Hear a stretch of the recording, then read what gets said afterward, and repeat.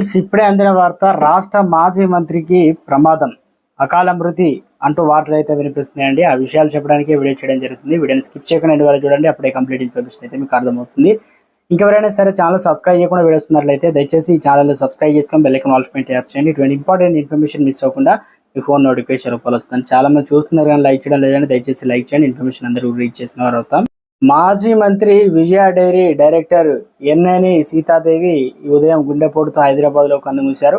ఆమె స్వస్థలం ఏలూరు జిల్లాలోని కైకలూరు మండలం కోడూరు. సీతాదేవి ముదినేపల్లి నుంచి 1985-94లో 2 సార్లు ఎమ్మెల్యేగా గెలిచారు. ఎన్టీఆర్ మంత్రివర్గంలో విద్యాశాఖ మంత్రిగా పనిచేశారు. పలువురు సంతాపం వ్యక్తం చేశారు. 2 సార్లు ఎమ్మెల్యేగా గెలుపొందారు. ఎన్టీఆర్ మంత్రివర్గంలో విద్యాశాఖ మంత్రిగా కూడా పనిచేశారు.